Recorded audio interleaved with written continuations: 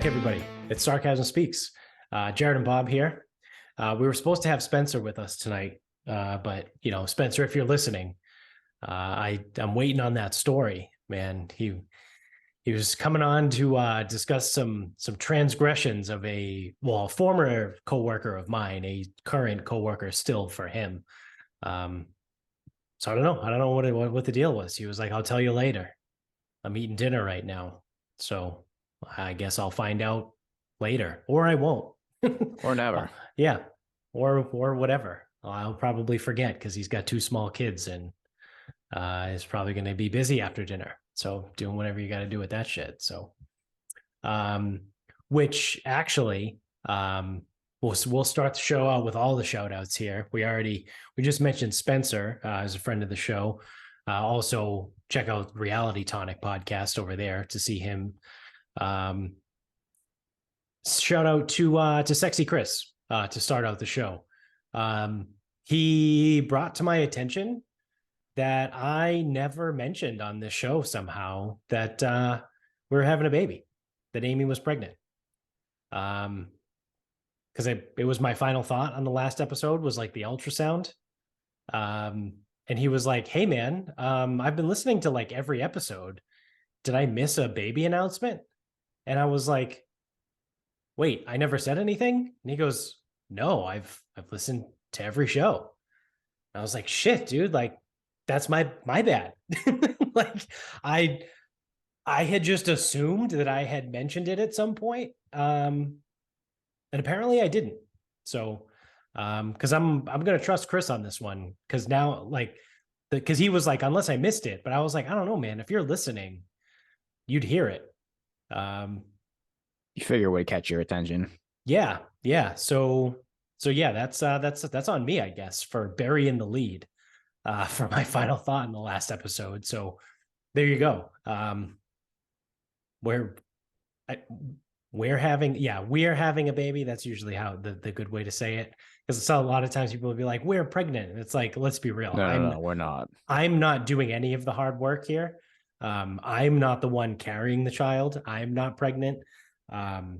Even though I might look like I'm pregnant because I'm fat as shit. She's actually the one carrying the baby. She's the one who's pregnant. Yeah, she's the one that's dealing with all of or was prior with the nausea and now the heartburn and all the fun stuff that comes along with being pregnant. But yeah, I don't have any of that. I don't have to deal with any of that. So I don't really get to claim the pregnancy as far as I see. I mean, obviously I claim the child, but I hate that shit too. It's like, pregnancy, we're pregnant. No, you're fucking not. No, we're not. I have zero claim. I've done none of the work, right? Well, I mean, did a little bit of work at the very beginning, I suppose, technically. But none of it.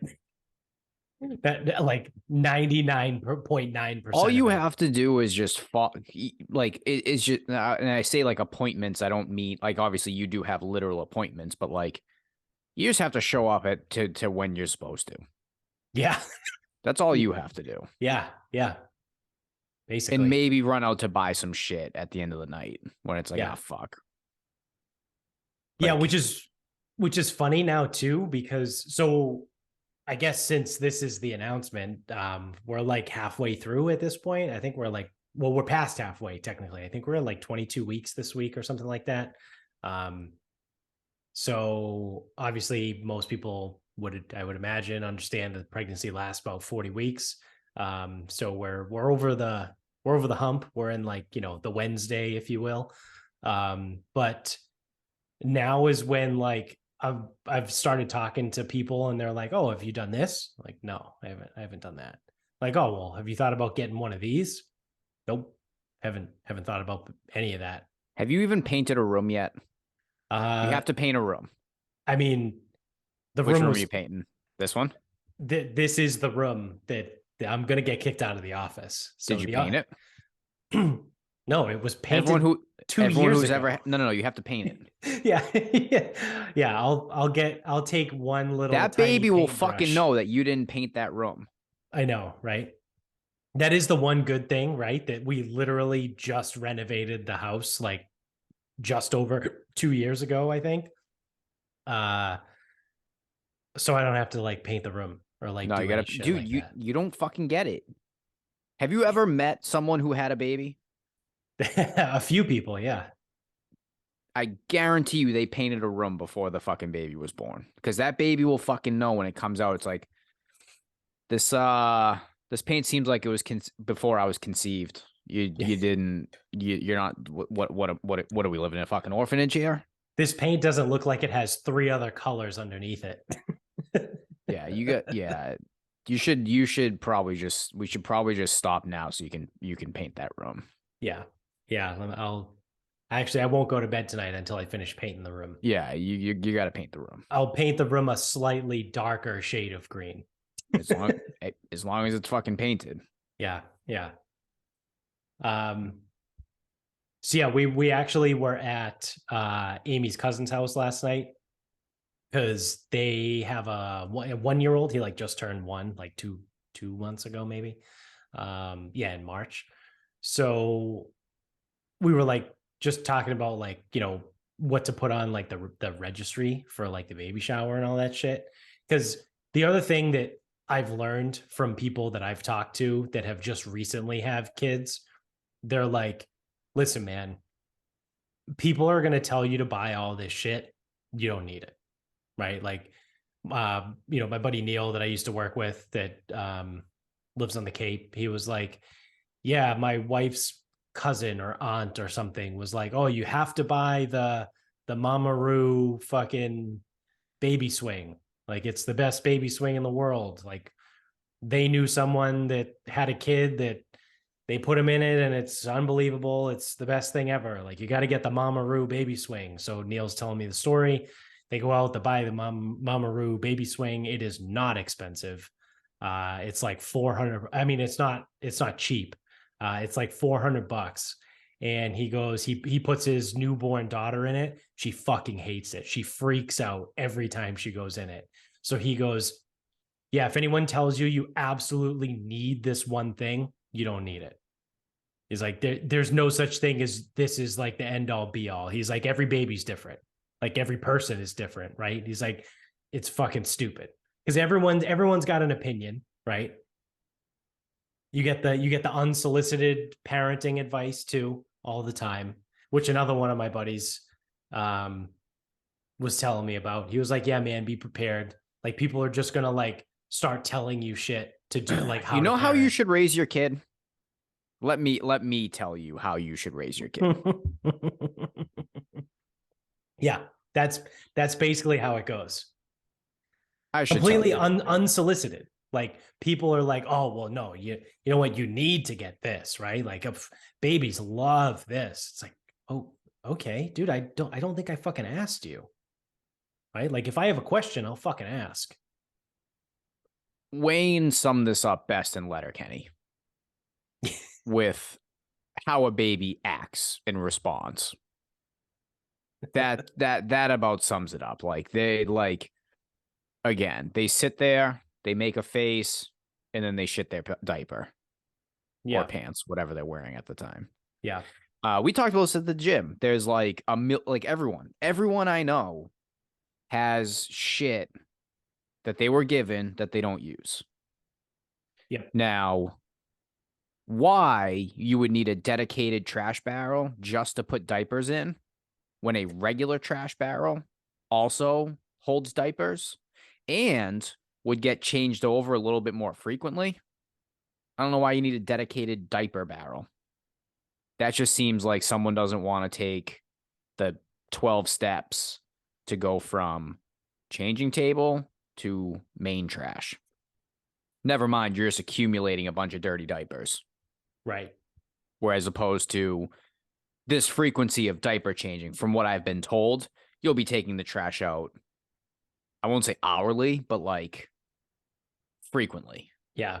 Multiple times a day. And then your house won't smell like a bunch of dirty diapers. Theoretically, if that's Right. something if that's something you might be interested in. Yeah. I think like the bottle washer, I think people liked. I think that one's cool because I think cleaning those are a fucking pain in the ass. Yeah, I've heard some things about that. I'm also so this is the other thing too, right? So up until yesterday when we were talking with again like Amy's cousin and his wife, um I didn't have one goddamn thing on my mind. He was like, "Oh," he goes, "Check out this diaper backpack that I have. Like it's pretty cool." And I was like, "It is pretty cool actually." Like it's got like a side, it has two side pockets. One like is a flap that opens up. You can pull the wipes out to like clean the baby because they're fucking gross. Um and the other one, it has like an insulated pocket that you can keep bottles in, right? Whether you have to keep them warm or cold or whatever. And he's like, look, it's got this fucking this pocket does this and that. And I was like, yeah, man, it's pretty cool. Like I never would have thought about anything like that. He was like, yeah, I got it at Target. It was like $50. And I was like, cool. So now I'm like searching for diaper backpacks, I guess. Like I found a similar one on Amazon for $50. And it's like, yeah, it's a backpack, right? Like an average backpack, I would expect to pay somewhere around $50. So it's not like, because there's some of them, right? This is what I'm learning very quickly is that there's normal products that can be used, which you just alluded to with the trash barrel, that are like branded as like baby, that are like twice as much, right? Like I've seen like baby backpacks, like diaper bags and shit that are like $120. This is like buying golf shit. It's like Like if you wanted like the best example, like those Columbia shells you have are like 50 or $35 if they're on sale. right. If you want FootJoy shells, they're like 125 Yeah. just because they're fucking FootJoy. Yeah, it's the Like same shit. Columbia's been making outdoor shit for fucking probably longer than FootJoy has. Yeah, honestly, yeah. But it's golf. Yeah. Yeah, it's wild, right? Like that's why I kind of liked it too, because it was a a baby backpack, but it was also reasonably priced. Um, so like I said, $50 for a backpack is reasonable. So yeah, I'm not going to spend $120 on shit like that. Like it's just it's crazy to see like some of the shit that's out there. Because now, obviously, today when I had some free time, I started going down like some rabbit holes and looking at like bottles. Dude, what the fuck, man? Like, there's so many different kinds of bottles, and it's wild. Like, I'm just this is a me thing. This is like personal. I think I would probably prefer glass bottles. Um, just because like anytime you heat up plastic, it kind of sketches me out. Like I switched over to glass Tupperware a few years ago because like every time you put plastic in the microwave and heat it up, like it's gonna leach. Like I don't know, I just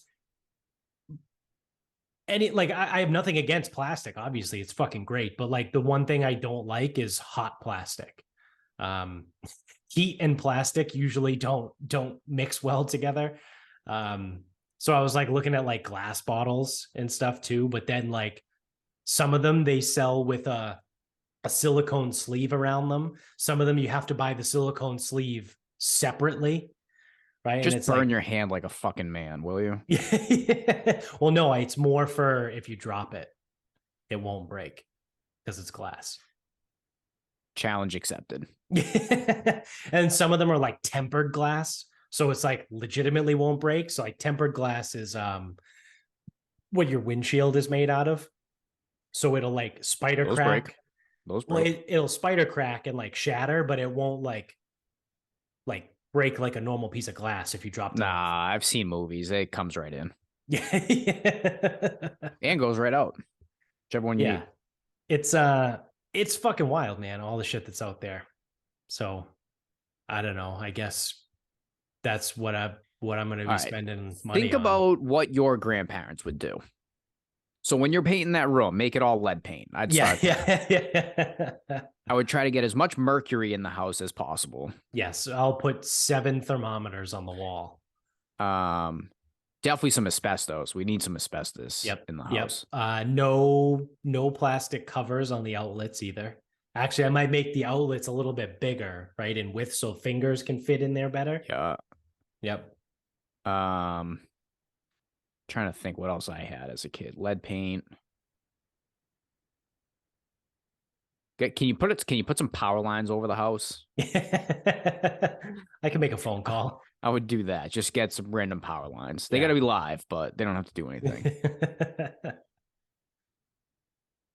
Yeah, I would go back in time. Now they probably used glass back then. Probably They didn't use did, because plastic. plastic didn't really come around until the 50s Yeah, for commercial use, at least. I would say fuck all current advancements and conveniences that it provides. I think I would go old school. Yeah, I mean, that's kind of what I'm thinking, right? So like some people that I've talked to have been, like I said, they've been like, "Oh, have you read any books? Have you done any classes? Have you done any of this?" And it's like, no. They're like, well, how are you going to know what to do? I'm like, I don't know. Figure it out. Don't you pay a Like, shitload of money to a fucking hospital to fucking birth this child correctly? yeah. Right? Well, no, they mean like the afterwards, like how to change a diaper, or like how to do this, how to like with like there's those books like what to expect when you're expecting, or how to be a newborn dad, or Wasn't this like knocked up? Didn't we there's already like do this? yeah, the baby. "Yeah, I didn't read the baby books. Like I, I So didn't so didn't so read this them. here's the thing. With the baby books. Everyone already has their unsolicited opinions. It's like, oh, well, what are you going to do when you change a diaper? I'll fucking ask you. Yeah. Oh, well, what if I'm not there? I'm like, you'll fucking tell me. Stop. You're Also, telling me like shit. You tell me shit I don't ask for. When I actually ask you for something, you'll fucking tell me. I'm pretty sure anything I need to find out, I can get. I just watch a YouTube video, right? Like that's like how hard can it be to just watch a YouTube video on how to change a diaper?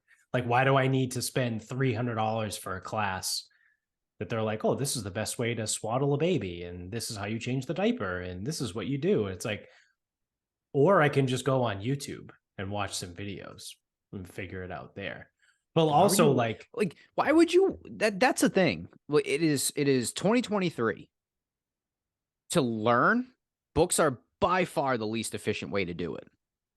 yeah, Absolutely least efficient way to do it. Books. yeah, All the baby books. I'll watch a minute and a half YouTube video. yeah, on whatever I need in the moment. Yes, when I need Yeah, it.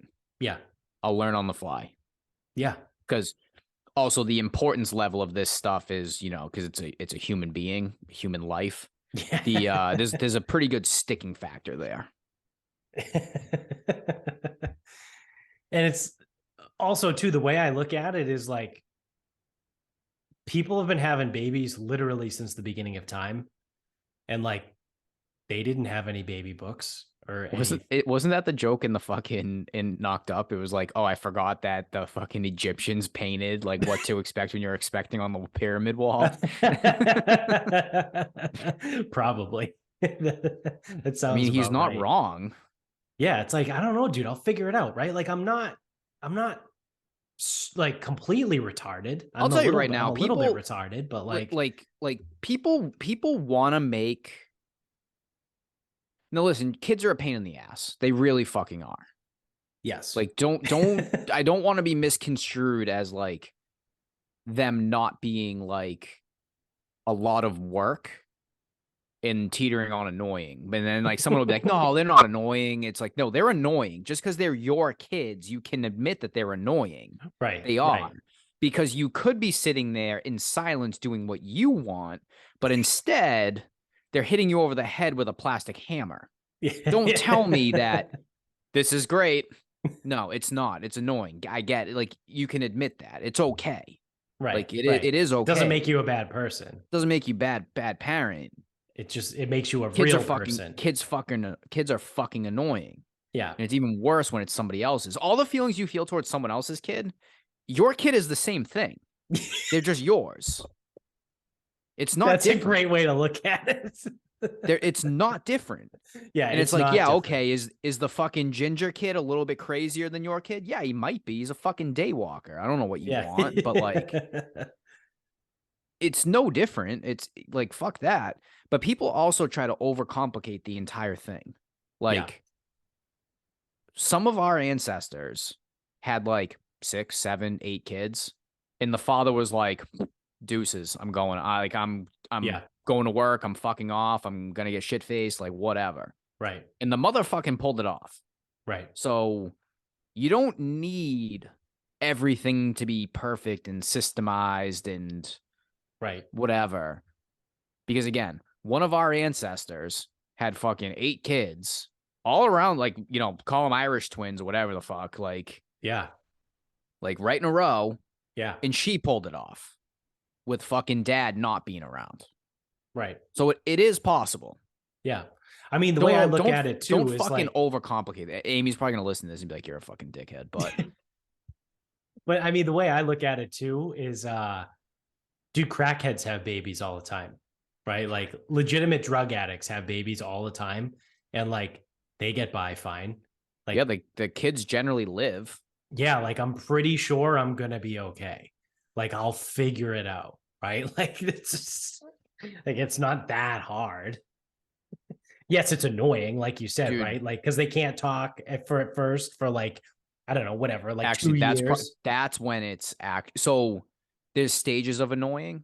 It's like when they just kind of sit there and can't do anything, they're the easiest to deal with. Now it Right. kind of sucks because it's like, oh, every time we want to do something, I have to move you and I have to do this, and it's like such a fucking process to do anything. Right. But then like once they're moving, it's like, oh my God, I wish you were just like I for wish you a were a half an hour. potato again. For a half an hour, I wish you were just fucking immobilized again. Also, disclaimer, I don't have any kids. I know a fuck ton of people who have kids. This is what they tell me, and it Right. sounds reasonable. Yeah. So Your job is also to you work want with to jump kids. down my throat for not having kids? I'm better because I'm not biased. So Fair. That's a therefore, great. my opinion is better than everybody else's because I don't I'm have more any. writer than I'm you. not clouded by having any of my own. You can stay objective. Yes, You're I not that can. person that's like, oh yeah, all those other kids are annoying, but my kid's not. Yeah, my kid's great. Yeah, no, my kid's awesome. It's not annoying at all. Farts. The only one you like is your own.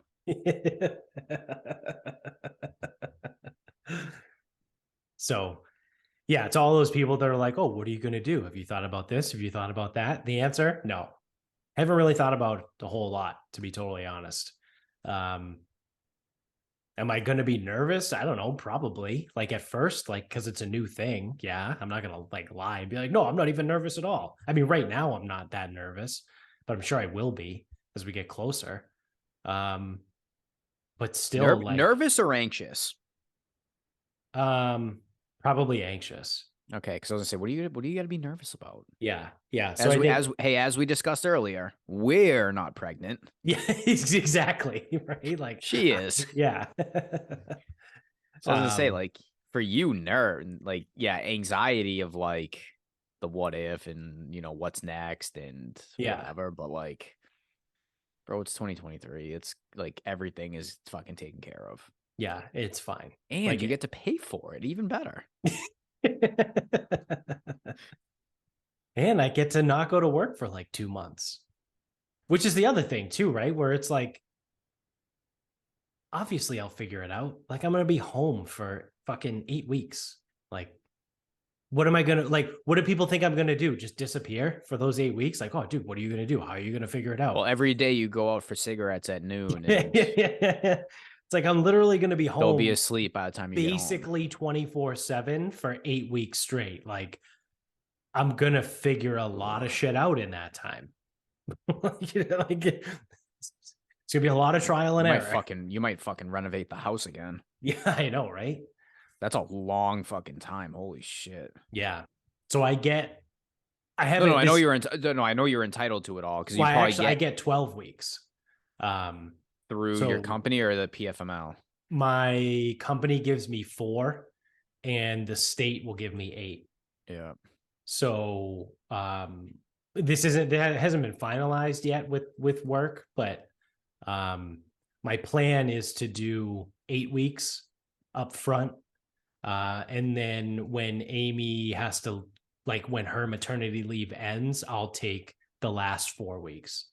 So I'll basically be like 8 weeks on, or 8 weeks off, 4 weeks on, and then 4 weeks off again. Cause I think she gets 12 weeks too.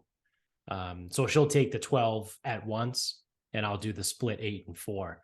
Cause the other thing too is like childcare is a whole thing now, right? Like obviously my job is beneficial because it's hybrid and I can work from home some days, but like my schedule is not really predictive. Like I just found out today on Tuesday that I have to be in Waltham on Thursday, right? Like I just got an invitation for a in-person meeting on Thursday morning. So it's like I can't really be like, oh yeah, no, I'm gonna be home every Tuesday, Thursday for the baby. It's like I'll be home whenever I can, right? Like that, it's that type of thing. So we're trying to stretch out the amount of time that one of us is home.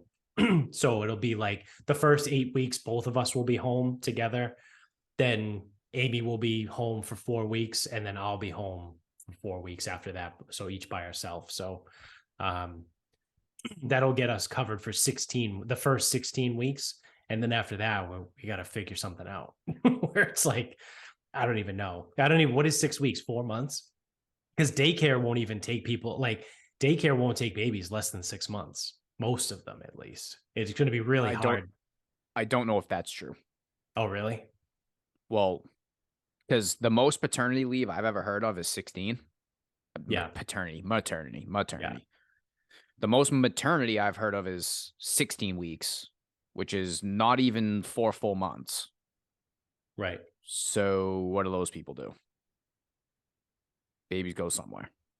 Yeah. No, I know. I think that it's not as common to find one that, you know what I mean? Like, do you know that? Have you spoke to a daycare yet? I have not. Okay. But people have told me, again, the unsolicited advice has been like, oh yeah, it's harder to find a daycare that take less than 6 months. Usually they start at 6 months.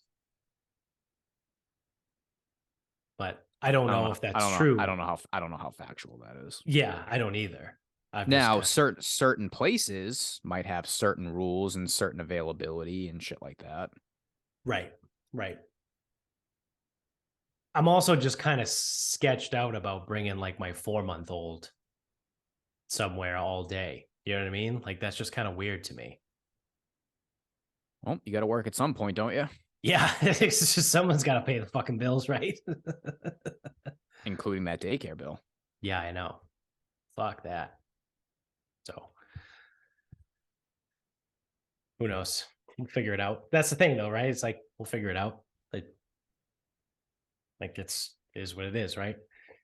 Yeah, you won't be the so just like you're not the first person having a kid, you won't be the first person that has a kid that needs to get into daycare 16 weeks out. Yeah, exactly. So it'll be fine. All right, what do we got here? What else we got? What's in the we got some interesting kind of news. It's not breaking news anymore. But this was last week. Big news in the golf world. Tiger Woods. So if anyone doesn't know, Tiger Woods had foot surgery or ankle surgery, whatever you want to call it. It's like it was the I think it was his talus bone. He had subtalar fusion. So that's literally the bone that is right in between the ankle and the foot. So fuck off if you want to get technical about it. But he is done for this year. Potentially, I think the soonest we would probably see him back in any kind of action would be Augusta next year. We'll see, I guess. But because of that, his caddy, Joey LaCava, who's been his caddy over 10 years now, right? Like, didn't he? I don't know when Stevie left. Yeah, I thought he Stevie ditched was Stevie. so Stevie like, was definitely on Adam Scott's bag in 2013. Yeah, I was gonna say I thought he ditched Stevie maybe around like '08, like right around the time when his like personal shit was going down. Yeah, I forget. Um, so either way, so then over 10 years, then Joe LaCava has been on his bag. He announced that he's leaving Tiger Woods' bag. And he is now going to caddy for Patrick Cantlay full time. So they actually had their first tournament together this past weekend. I think Cantlay, did he finish third? No, no. He No. finished like fucking, I don't even know, like fucking 30th. Oh, did he shit the bed? He didn't do anything for 3 rounds. Yeah, he was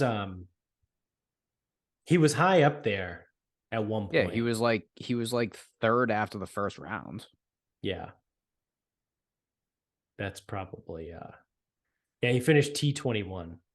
Yeah, he shot a 67. So he went 67, 71, 71, 69. So um yeah, interesting. Interesting now that so I don't know, it's funny. I mean, because then Twitter goes and they're like, bring back Fluff or Fluffy, whatever his name was.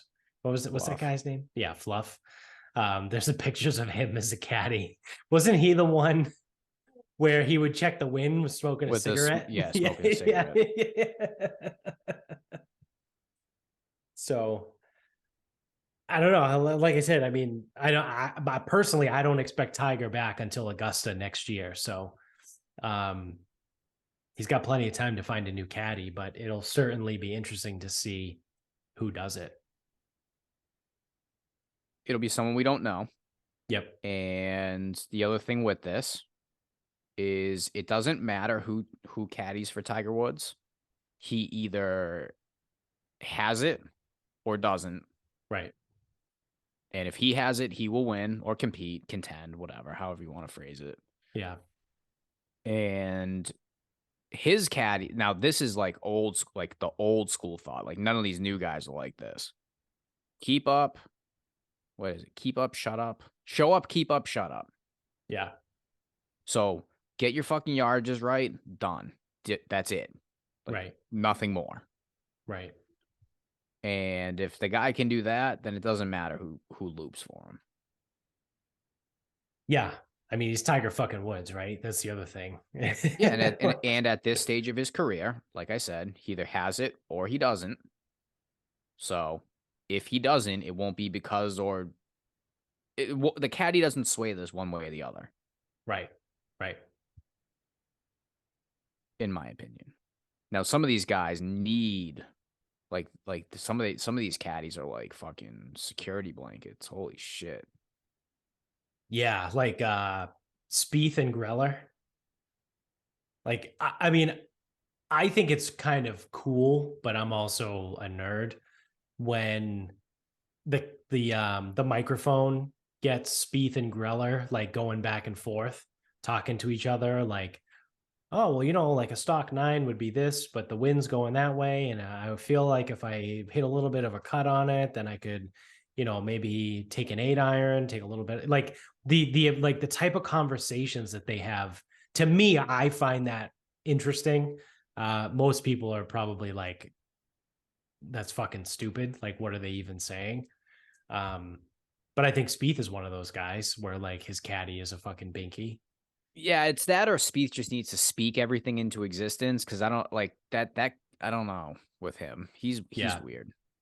Yeah, that's true. Actually, that's a good point because there's a lot of stuff that people talk about all the time that like that Greller is will tell him not to do something.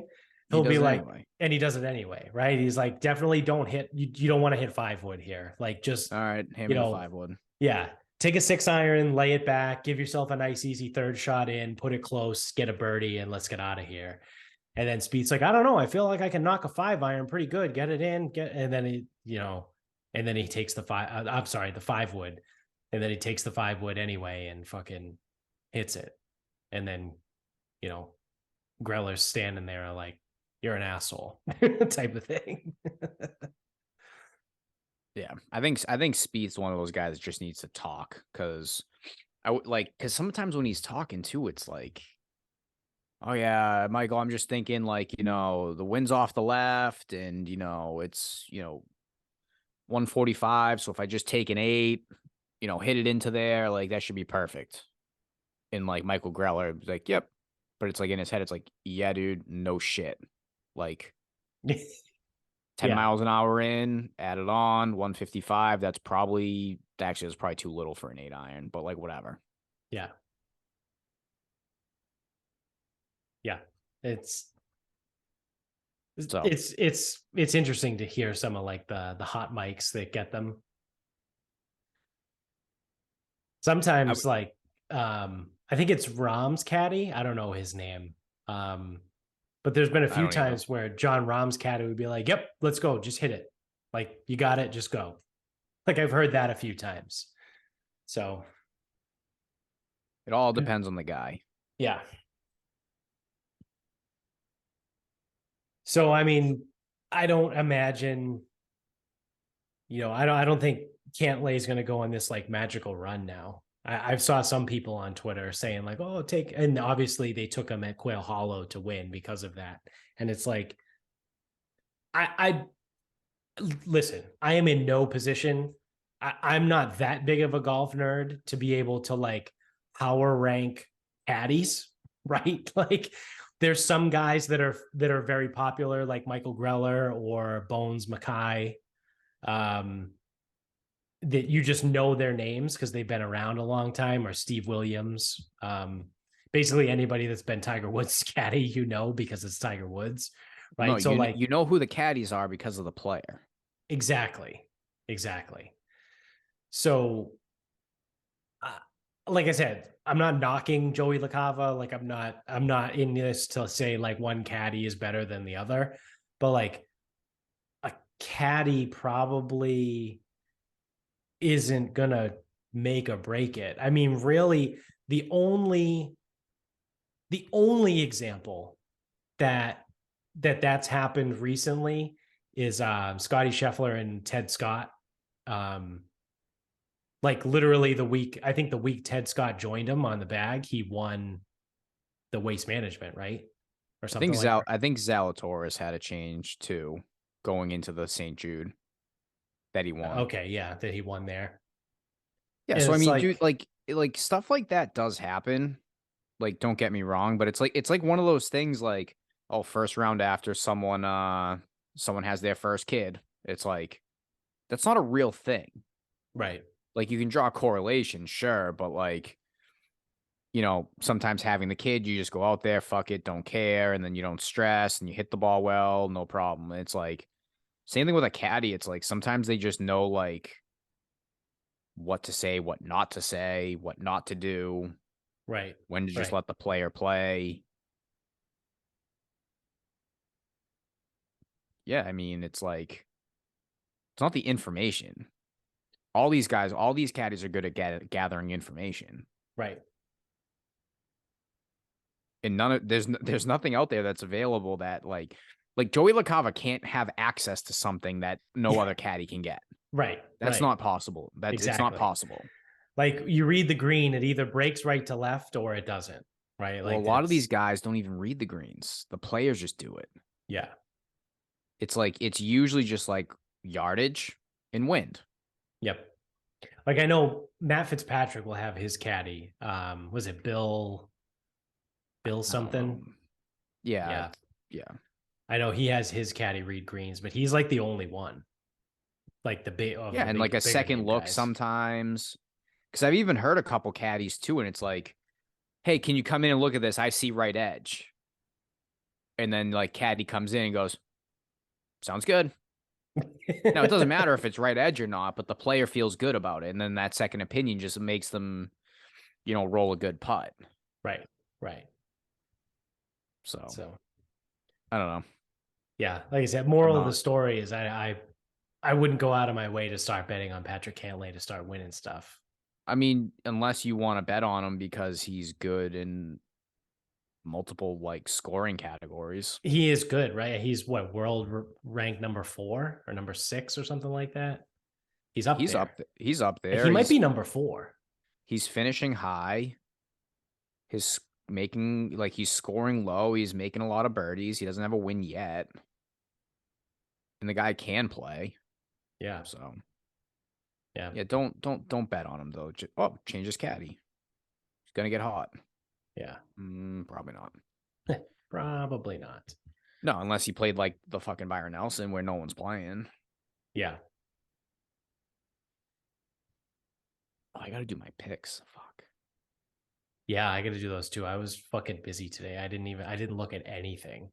I gotta be in Cambridge tomorrow, so I don't know when the fuck I'm gonna look at all these. I don't know. I'll get something out though. Man up and go to bed late. God damn. Yeah. How the fuck are you gonna have a father if you can't? How the fuck are you gonna have a father? gonna? How the fuck are you gonna be a father if you can't even fucking sacrifice normal things you want to do for fucking degenerate activity? That's good. That's a touche. Yeah. So maybe I'll look at them tonight. Which actually, you may as well get used to not sleeping. yeah, might as well, right? Start it now. Yeah, so I'll get those. I'll get the picks out.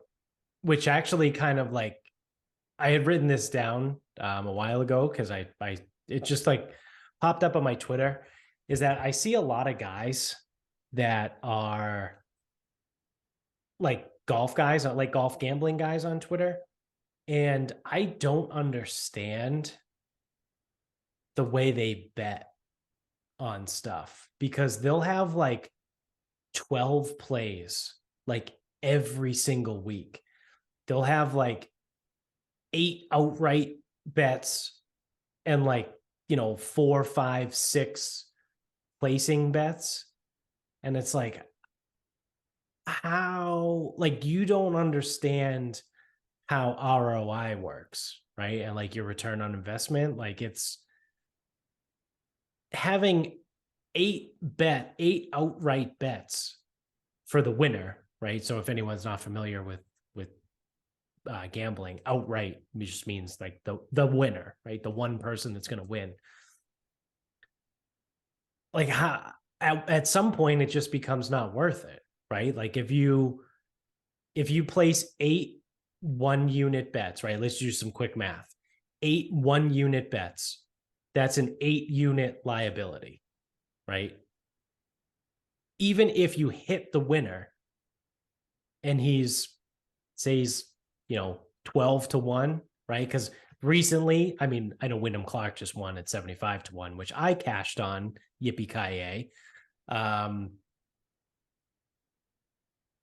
Most of these guys are somewhere probably between like 9 and 16, 9 and 20, call it, right? Like, say the guy that wins is like 12-1 and you have 8-unit liability, like you only won 4 units. Yeah, it's 4 units, right? Like it's literally 400 times what you bet, but it's ridiculous that you had. It's 50% of what you bet. If you bet 1 unit, if you win 4 units, if you net 4 and risk 8. Right. No. I understand. I know that. I'm saying like if you break it down to like like an absolute number, right? Like you on this, or what is the word I'm trying to, like if you look at it in a vacuum, right? Like you bet 1 unit on this one player who netted you 4 units, right? Like that's a decent bet. Like that's what I'm saying. So like, yeah, that's fine. But if you weren't a jackass that had 8 outright bets for a unit each, like you would have won way more fucking money. Right? Like, I don't know. I guess there's arguments you can make either way on it, because then like you obviously have a better chance of hitting if you have more, but it's like, what's the point? Right? Because also the odds of you actually picking the winner are fucking slim to none. Right? Like, I don't know. Like, I mean, not that I have the best approach, but typically what I look to do on like regular events, I'll pick like 1 or 2 outrights. And then I'll do anywhere between like 3 to 5 placements, depending on the numbers, right? Like I thought Joel Damon top 40 was a great bet at Quail Hollow this past Until he weekend, missed the cut. and he missed the cut, right? Because statistically, I think every time he's never missed the cut at Quail Hollow. So I was like, oh, I'll take him top 40. It's easy money. And then he misses the cut this weekend, obviously. So like something like that, where like that's when I'll add like an extra placement bet or something like that. But like I said, typically on a regular week, right? Like the Wells Fargo at Quail Hollow or the Byron Nelson at Colonial this week, like I look to make somewhere between like 5 to 7 bets, right? And depending on who the guy is that I'm betting outright, I might only bet a half a unit, right? Which is what I did with Wyndham Clark. So Wyndham Clark, I hit this past weekend as the outright at Quail Hollow at 75 to 1. I only bet a half a unit. So I came out 37 and a half units, which is still a lot of fucking money, right? Like it's, so that's what I'll do sometimes just to kind of minimize like liabilities and things like that. Cause I recognize like the odds of me hitting this anyway are low. But yeah, I guess that's a really long winded way to say, like, I think people are jackasses on Twitter that post like 10 outright bets. Like, these are my guys that I'm betting on to win this weekend. And there's literally 10 guys. It's like, what are you trying to accomplish? Like, that's what I mean. Like, I don't think they understand how betting really works. So there's a few things at play here. One, you got to figure out if these people actually make these wagers or do they just That's a create good content. Point. That's a good point. Because if they're just content creators and they're not actually betting on them, then you really don't know. Right. Then I've seen a lot of these people, they don't bet a full unit on outrights. They bet to win 8 units or something. Like, yeah. So if that means it's 0.1 and 0.27 and 0.5, like that's how right. That's how they'll bet some of that stuff. Some people hit 10 and 13 weeks. So it's like you can't look bet by bet right. or week by week. They'll just use like the accumulation over the season. And that also applies to using placements and head to heads and round matchups and first round leaders and things like that. Like, there are people who will hit like a first round leader and an outright in the same tournament. And if they were betting a unit at a time, they might be up 100 units from that one event. Right. So now if they bet 8 bets, 8 outrights or whatever, that covers them for the next 12 tournaments. True. That math might be off. True. Yeah, I know. Yeah, it's close. So, but then it's like that implies that they go over in between. Right. And that's only from one tournament hit, a first round leader and the outright. Like some of these guys hit. Yeah. And they might hit 13 outrights a year. So if the 13 outrights pay for all the other shit, then they don't care at the end of it. Yeah. So bet by bet doesn't make, or week by week might not make sense. But then you can also buoy this stuff with all the other shit too. So it's like, if you hit, if you're plus money on head to heads and plus money on top 20s and plus money on outrights because you hit enough of them, then yeah, you can be up at the end of it. But that's one side of the argument. The other side of the argument is the people who don't track units and they're putting out 12 first round leaders, 5 top 20s, 3 top 10s, 8 outrights, and they're doing live matchups. I'm like, there's no way that person is betting all of that. And I've seen some of those people. There's 2 people I have in mind. And I know that they don't win at the clip that I was describing. And I know their top 20s don't hit at the clip I was describing. So I don't know what they do. I don't know if they're actually wagering the money. Yeah. Yeah. Or they're just putting it out for content. Right. Yeah, that's what so I don't exactly know because then now here's another problem. Some of these people, they just look at their whole bankroll as their whole bankroll. So if they hit a Super Bowl future, Right. so it's like, oh, I'm up. Like say that year Ian was up like 24 units in football. Right. So then he gets a little more reckless with golf. And it's looking like, wow, he's really throwing a lot around, which he doesn't. He does 3 a week. But it's like, wow, he's really kind of throwing a lot around right now. And it's like, yeah, but he's still up from football. And it's like, oh, okay, yeah, I mean, like, you never know how someone's looking at this stuff. So, like, Sammy P breaks it down sport by sport, and he doesn't break it down year by year. It's Right. total. It's ever since he's been doing the show.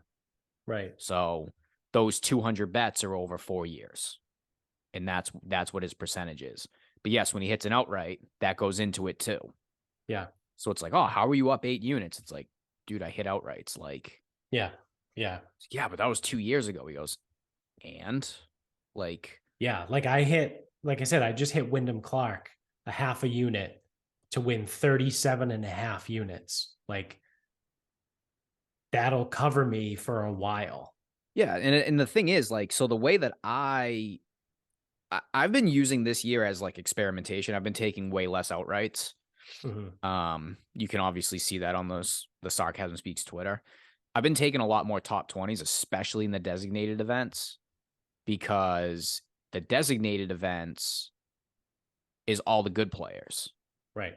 Well, and then I was like, well, then maybe I'll take some outrights in the other events. It's like, well, all the good players are gone. So now it's like, It's a it's kind of a crapshoot. fucking crapshoot. Yeah. You get Wyndham Clark winning. So now, yeah. So now I'm just trying to I'm trying to treat it almost like football bets. Like, I haven't taken a ton of minus 110s, but if I can get plus money or a little bit better, I start to get skeptical at like plus 165. Yeah. I think I hit, you know what? I think I hit a Wyndham Clark top 2165 because he was being like severely undervalued that week. But like this week, I know a big one will be like one of the fucking South Koreans because the South Koreans always do well at the Byron Nelson. Yeah. KH Lee won it back to back years. He has. So so I'll give you KH Lee because I'm probably going to give out his top 20. Yeah. KH Lee has won the Byron Nelson back to back. So obviously we know he plays well there. He's also having the best year of his career right now. So where some people are going to be like, oh, you can't take KH Lee. His number's been fucking slashed because he's back to back winner. I'm like he should never be this number, which I don't even know what his outright is. It doesn't matter. I don't either. He was 150 to 1 2 years ago, and he was 101 last year, and he won Yeah, it both. does. He won both times. Yeah, now he's probably like 25 this week, but Yeah. it doesn't matter. But like, I'm going to give him a strong look at top 20 because he has the course history there. He's having the best year of his career. So why would I expect him not to play better? Now, anything can happen in a week of golf. Don't get me wrong.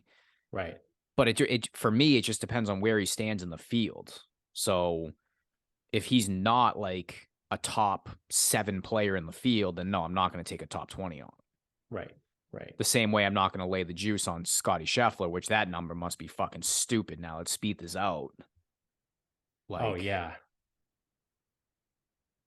So I mean that's how I look at it. And this year I'm trying to do less on the outright side because I want to like, frankly, the PGA Tour schedule and thus the betting kind of got flipped on its head. Right. So I don't know. I mean, I've Like done the top 20s. I'm up on the top 20s. I should have fucking done units and fucking all that shit, but I didn't. I've done pretty decent this year. So I mean, I started out I hot. should have tracked. Oh yeah. I started out hot at the beginning of the season. I hit Max Homa at the Farmers. I hit Scotty Scheffler at the Waste Management. Then I hit Max Homa first round leader at Genesis. Then I hit John Rahm at the Masters. And I split Rahm and Hovland. I had them both as first round leader at the Masters. I hit that. And then obviously I just hit Wyndham Clark. So I've done decently well in golf this year with outrights. Finishing positions, is a kind of a mixed bag, but you know, I've tried to take the approach that actually you've taken, and we actually didn't really talk about this or coordinate it at all, but um, I try and look for those like top 20 guys, like you just said, like that, something that's a decent number, right? Like a Wyndham Clark being undervalued, right? For a top 20. Yeah. Like something like that, right? Like when I look at the numbers and things like that. So yeah, I'm trying to be a little bit smarter. Like you said, use like a football tactic, Well, right? that's my thing is like some people in the golf world, they're always looking to hit an outright or a first round leader or like, ooh, who's the diamond in the rough that at top 20 that I can get at 2.5 to 1. It's like there are people who bet -110 lines at a high clip and at a profitable clip. Right. So what the fuck is the difference? Right. There isn't one. Right. The only difference is, you see some of this shit and it's like KH Lee 22 to 1. That's fucking gross. Fuck Wow. this, dude. Holy shit. Like someone's gonna look at Aaron Wise, like, oh, he's won there before. He's a good player. 50 to 1. I'll take a flyer on him, and it's like, bro, he ain't winning. Don't worry. Yeah. Where the fuck are the 20s? That's wild. So from 150 to 100 to 22 Stupid. in 3 consecutive years. Absolutely stupid. You know what, though? He's going to win again. He will not win again. Don't worry. You can book it. Yeah, so like I'm even looking at on BetMGM the top 20s. Yeah, like KH Lee -110. Now I'm kind of like, Yeah. I don't know. I'm a little Again, I'd have to pull up my spreadsheet anyway, but like I hate these numbers. Like top 20 Scotty Scheffler -600. Are you fucking serious? Yeah. That's comical. Tom Kim -160. I get it. People like him and he's like fun and whatever. What the fuck has he done this year? He hasn't played well of late. So I mean, I might be taking Kuchar and that's it. Yeah. Jason Day 135. Ugh. I mean, I don't hate KH Lee at Puke. -110 for top 20. I don't hate it So either. I got to just pull up my. because I don't have my thing in front of me. again, with BetMGM, it's ties in full, right? So Yeah. I mean, DraftKings might have Byron him at Nelson. +110, but you'd have to split that in the Sort event of a tie. Yeah, so I mean, I got KH Lee as the 6th player because I got to delete Spieth out. You have a model? Not a model, but I pull stats and rank the guys. Ah, But I just rank them as like the best player or like best performing players of the year. right. Okay. Because the other thing too that I found was when I was doing all like the data golf stuff, everyone does data golf now. Yeah. That's baked into the number. Right. Yeah, so I mean, I got my rankings as like Scheffler, Day, Tom Kim, Hatton, Kuchar, KH Lee. So Do you pull your stats from just PGAtour.com? yep. And KH Lee's fairly consistent with his rankings. So yeah, -110. I don't know. I don't know what I want to do. Yeah. What's fucking Hideki? -1. Fuck off. Siwoo? All right, whatever. Okay. Yep. You want to start wrapping this up? We can wrap this up. All right. So I got to play Brayburn today. And the quick rundown on Brayburn is it's our boy Donnie Ross. Yep. It's in Newton, Mass. I believe it's a top 25 in the state if you use the Golf Digest rankings. Yep. It's held a Mass Mid Am. It's held the Mass Am. It's actually the place where Parziali was like probably 3 under through.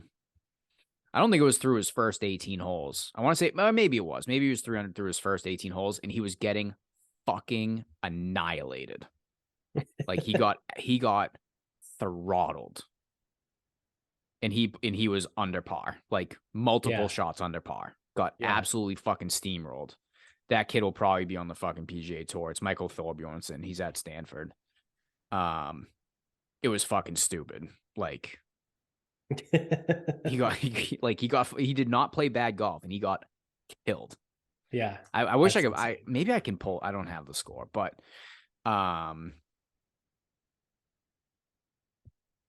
it is also hosted U.S. Open, U.S. Am, U.S. Women's Am, and the Curtis Cup, which is like a I think the Curtis Cup is a amateur women's Ryder Cup. So like the women play the Solheim Cup, Right. which is USA versus Europe. The men amateurs play the Walker Cup, which is the same thing, Yeah. but it's amateurs. I believe the amateur Walker Cup, USA versus Europe, is the Curtis Cup. Okay. So that was played there as well. So, you know, championship golf course, old golf course, historic golf course. I mean, it was good. It was like I got like I don't want to say I'm like getting numb to like some of these good places, like because I don't want to sound like greedy, because I'm definitely like grateful that I get to play and get the opportunity to go to some of these places. Um, but it's a lot like some of these other, like it's almost like a mix of like some of the Donald Ross courses, because it's like, you know, bunch of elevation change at the greens. You know, the greens are oh, don't be above the hole. Like, Right. Right. Right. um,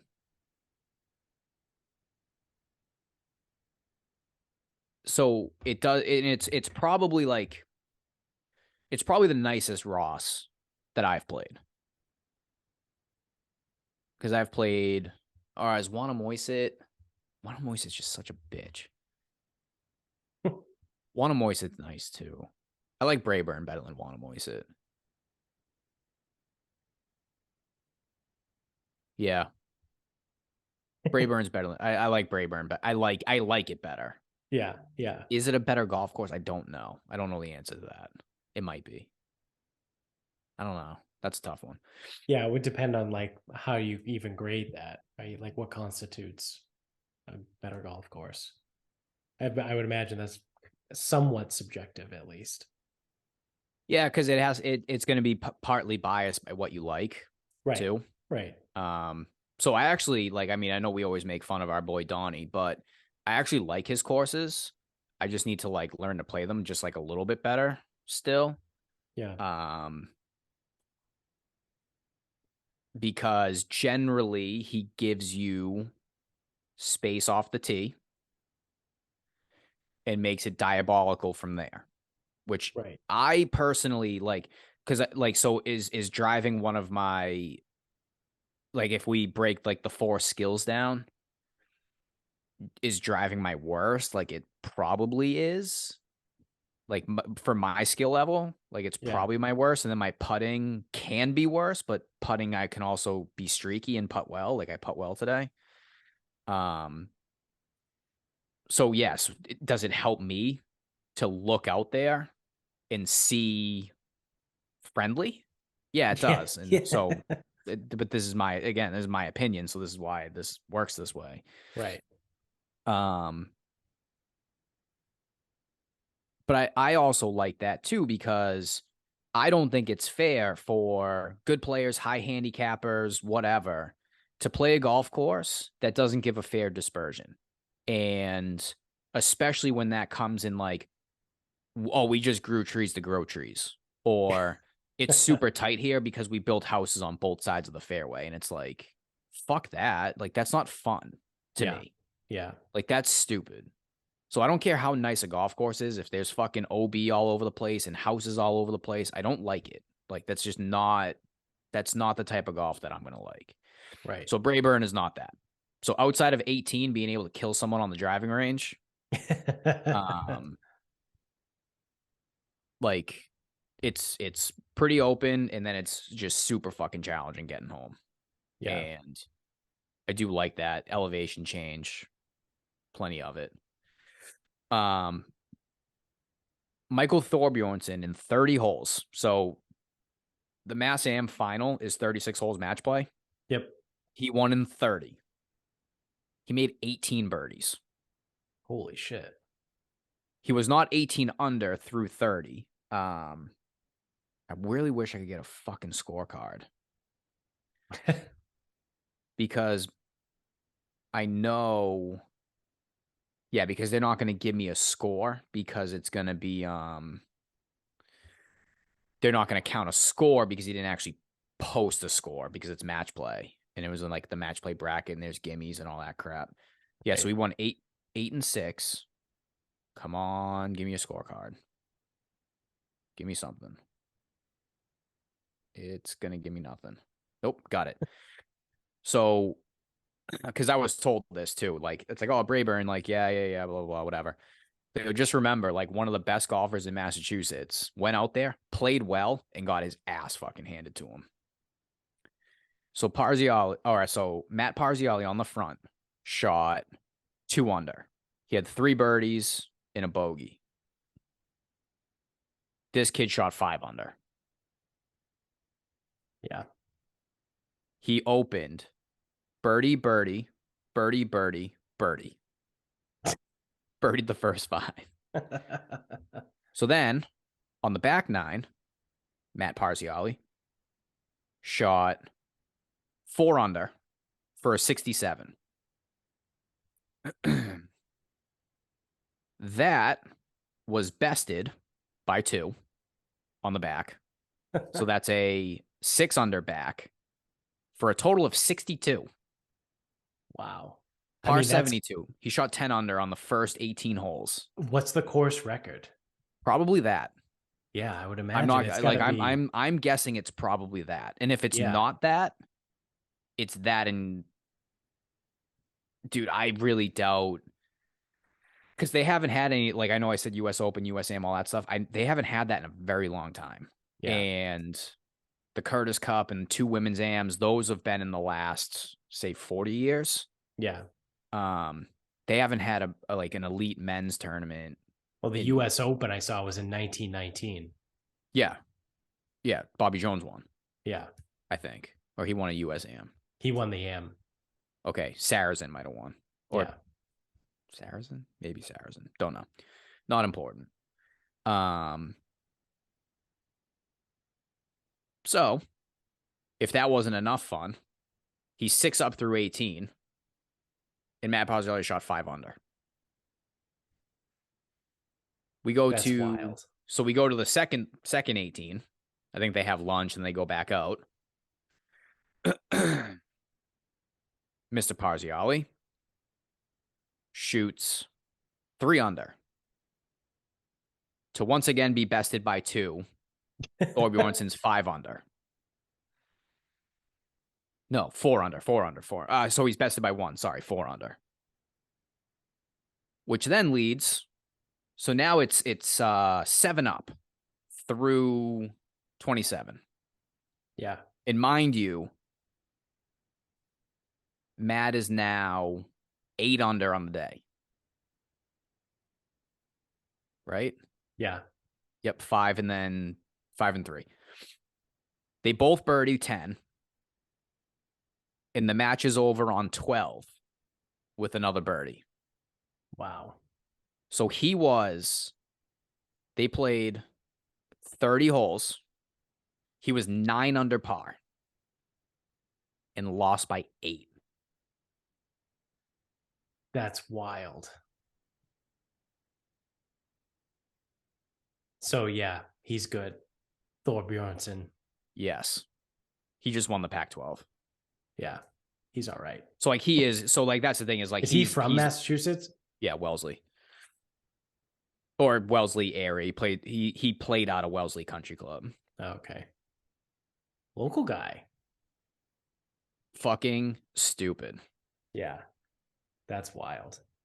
Yes. So, yeah, I mean, again, so I like the course, but I did want to bring up that. Yeah. Because my pro said that. He goes, just remember, he goes, Matt played really, really, really good golf and got fucking killed. 9 under through 30 holes. Yeah. Lost by 8. That's insane. So my final thought is going to stick to the golf theme here. Heavy golf to end. But I played at Wentworth Hills in Plainville on Sunday morning with Bill, friend of the show. Shout out to Bill. And I actually played, I'm going to call it very well. I shot an 88. So anytime I can break 90 is good. There were obviously holes that, sucked. But I made 2 birdies. It's the first round ever in my life that I made 2 birdies, and both on par 5s. So Wentworth Hills has 3 par 5s. I birdied the first 2, and then obviously I stepped up to the tee on the third one and was like, "Oh, you think I could make it 3 for 3?" And Bill's like, "Yeah, totally, man. You've been playing great today." And I hit a snap hook off the tee and proceed to make a 7 for a double. And my average of the par 5s on the day between the 3 of them ended up being 5 with the birdie double. So when you said that, the only thing that went off in my head was the gif of Gordon Ramsay when he takes the 2 slices of bread and puts them around the girl's ears and goes, "What are you?" And she answers, "An idiot sandwich." Yeah. Yes. Because you fell right into the fucking trap. Yeah. So I had let me see, I can pull it up real quick. So I had 2 birdies, right, for the first time ever. However, I also had 2 triples. There were 3 7s on the card, but one of those 7s was a double on the third par 5. So 2 birdies and 3 7s on the card. And the hilarious part about it was the triples and the birdies were back to back. So on the 4th hole, I made a 7. And then on the 5th hole, par 5, I birdied it. And then on the 12th hole, par 5, I birdied it. And the 13th hole, I made a 7.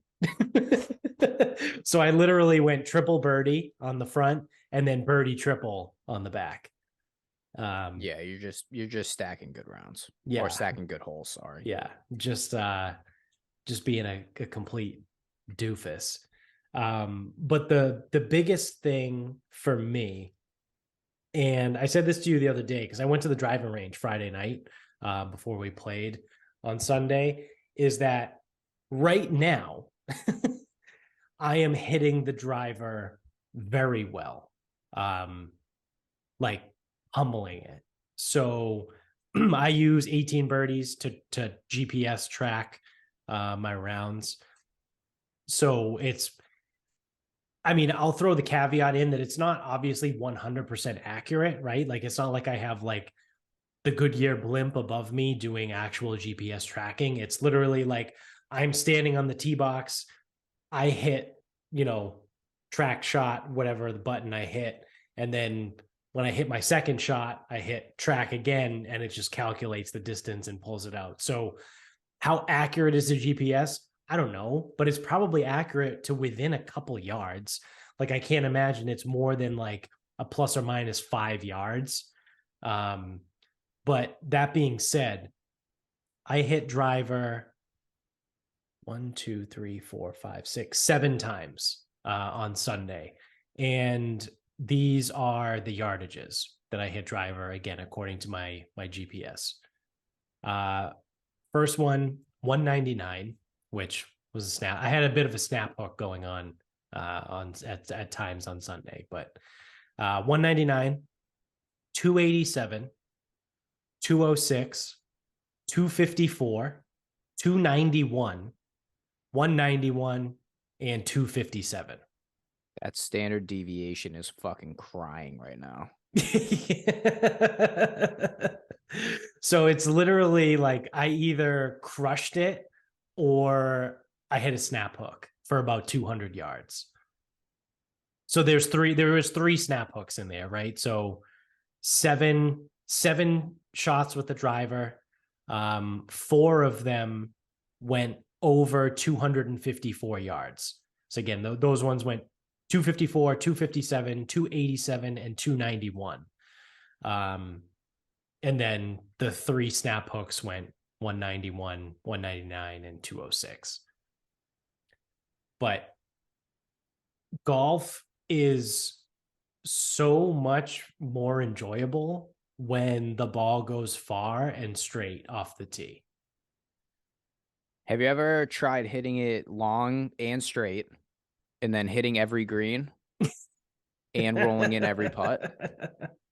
Have you ever thought about doing that? No, actually, I haven't. Yeah, I mean, I haven't either because, it takes the artistry out of the game. Yeah. Maybe I should try that sometime. I would try that next time. Yeah. Drive it super long, super straight, hit every green, and then roll in every putt. So, I mean, I was crushing the ball, right? I was hitting it really well when it went well and when I wasn't snap hooking it with the driver. So some of the longer irons are still a little bit iffy. But again, I made 2 birdies in the same round for the first time ever.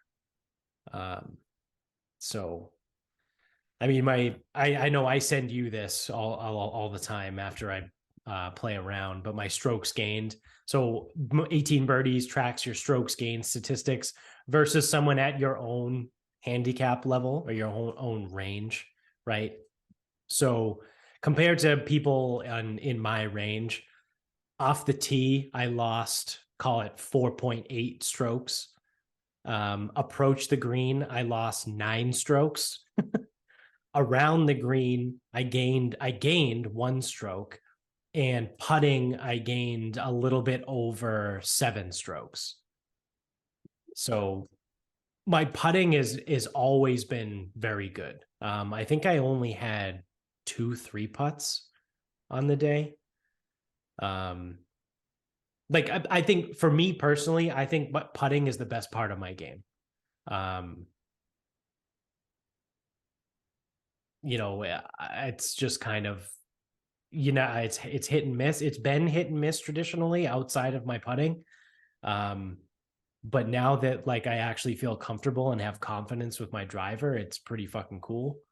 Some of the shorter irons are good, 7, 8, 9. I'm struggling with my wedges right now because it's like the whole full swing, half swing type of like weird yardages. It's my wedges aren't great, right? It's still early in the season too, and they're all new clubs, so I'm still kind of figuring out yardages and things like that. But yeah, the long irons aren't super awesome. The wedges aren't super awesome, but driver, putter, and 7, 8, 9 iron, fantastic. Like if I can, which oddly enough came into play on the par 5s, right? I hit driver pretty fucking far and then hit a 7 iron into the green and then 2 putted for birdies both times. So I hit 7 greens in the round too, which is like the most I've ever hit ever in a round. So, I mean, we're getting there. Well, while your confidence high, we should book a tee time at Sharon Country Club. Yeah. Bring you right back down. Yeah, I know, right? So, I can hit the driver now, mostly. right? Like at 4 out of 7 times that I hit it, I crushed it, right? I hit it over 250 yards. So I don't know. It feels kind of good. Keep the fucking thing in play. Avoid penalties. Yeah. That's my biggest thing. That's what I'm trying to do. So I haven't finished the book yet. The 4 Foundations of Golf by John Sherman. My plan is to talk about it once I finish it. But I have been taking some of that into account, right? Like if you're wayward off the tee, take the easiest way back into the fairway. Like eat the one stroke and take your third shot from the fairway versus like trying to be a hero and things like that. So thus making double. Yeah. So like for example, I actually pulled it off on the 10th hole is one that I remember specifically. I hit driver. So 10th hole is downhill. And I hit driver and it went a little bit left. It wasn't like a snap hook, but it's a hole where the hazard comes into play on the right. Could be. There's woods. There's woods on the right. It's like the first hole. It's through the back half of the parking lot. Yeah, and it's down. I'm trying to remember downhill. That. There's a bunker on the left. So I think it's the hole I'm thinking of. I crushed the driver. It's downhill. I think that was the one I hit 291 because it's downhill. And it started tailing left and it was heading towards the bunker and it landed over the bunker and kicked left even more into the rough, like over the cart path into the rough on the hole on the left-hand side. I forget. It might be 18. But I had a tree right in front of me. I had a pine tree in front of me. And I think I had like 125 yards into the green.